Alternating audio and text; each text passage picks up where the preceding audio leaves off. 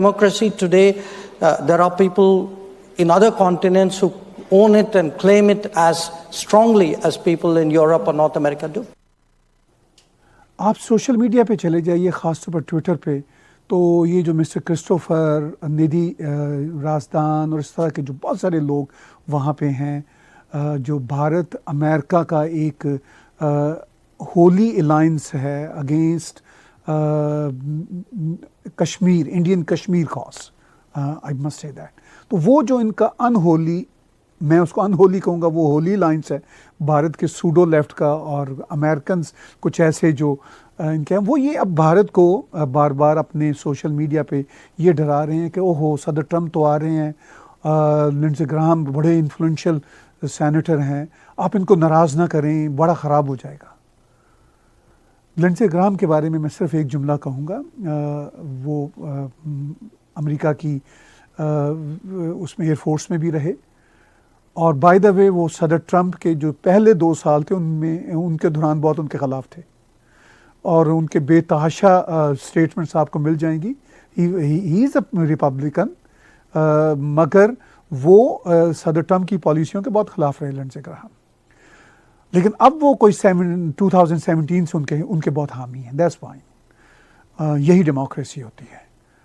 लेकिन उनको कितना पता है अफ़गानिस्तान के बारे में, पाकिस्तान के बारे में, भारत के बारे में? मैं पाकिस्तान और अफ़गानिस्तान का जिक्र इसलिए लाया कि लिंडसे ग्राहम इस हवाले से भी बहुत जाने जाते हैं कि वो पाकिस्तान के इमरान खान के स्कूल ऑफ थॉट के हामी हैं और कहा जाता है कि उनकी मदद से ही सदर ट्रम्प के साथ जो पहली मुलाकात इमरान खान की हुई थी वो लिंडसे ग्राहम की वजह से हुई थी। लिंडसे ग्राहम का ये ख्याल है कि सदर ट्रम्प की वो बहुत हेल्प कर सकते हैं अफ़गानिस्तान में पीस प्रोसेस को लाने में। तो बहरहाल उनकी अगर मैं हिस्ट्री लिंडसे ग्राहम की देखूँ तो आई डाउट कि उनको कोई अफ़गानिस्तान या पाकिस्तान के मसाइल का गहरा पता भी है। बहरहाल एनी हाउ, लेकिन जयशंकर जी को पता है। उनको जो डराने की या भारत को जो डराने की कोशिशें की जा रही हैं भारत के सूडो लेफ्ट के लोगों की तरफ से और फिर उनके साथ जो अनहोली अलायंस अमेरिका में कुछ मीडिया आउटलेट्स का बना हुआ है, लेकिन जयशंकर जी को अंदाज़ा है कि पिछले 70 साल से भारत अमेरिका की मनमानियाँ करने के बावजूद अपने रास्ते खुद ही निकालता रहा। तो आज के मॉडर्न वर्ल्ड में जबकि भारत बहुत आगे निकल चुका हुआ है, अमेरिका क्या भारत की नाराज़गी अफोर्ड कर सकता है? अब ये क्वेश्चन है। अब ये नहीं है कि क्या इंडिया यानी भारत अमेरिका की नाराज़गी को अफोर्ड कर सकता है या नहीं। अब मामला उलट भी है कि क्या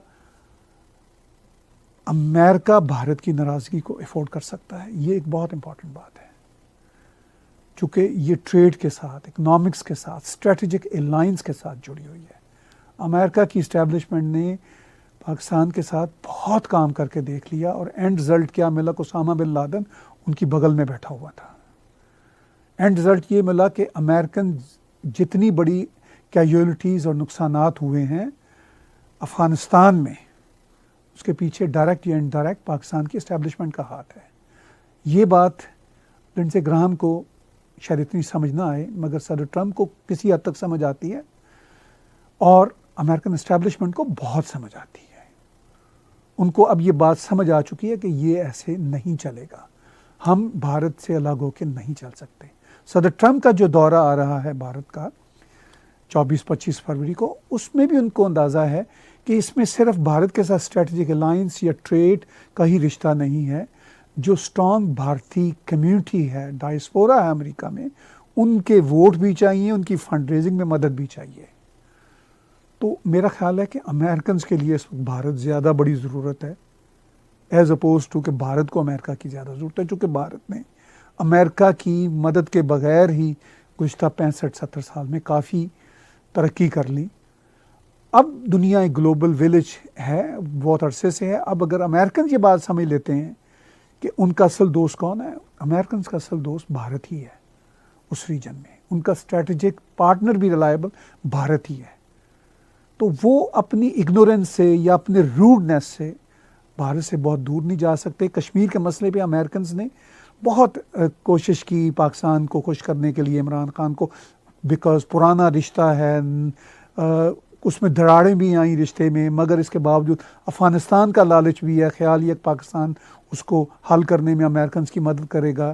फिर उनकी अपनी नाइवनेस भी है अमेरिकन की कि वो कश्मीर की मीडिएशन, कश्मीर पे बात करते रहते हैं, उनको कुछ नहीं पता मामलात का, लेकिन वो बात करते रहते हैं। लेकिन जैसा कि आज मेरा जो प्रिसाइज टॉपिक है वो ये है कि अमेरिका के तमाम तर डायरेक्ट या इनडायरेक्ट कहने के बावजूद भारत की पोजीशनिंग ऑन कश्मीर बहुत फर्म है। भारत में जो इंटरनेशनल डिप्लोमेट्स बैठे हुए हैं वो अब कश्मीर का विज़िट भी कर रहे हैं, और एक ऐसे ही रीसेंट विज़िट की मैं आपसे वीडियो क्लिपिंग्स ANI की कर्टसी के साथ शेयर करता हूँ।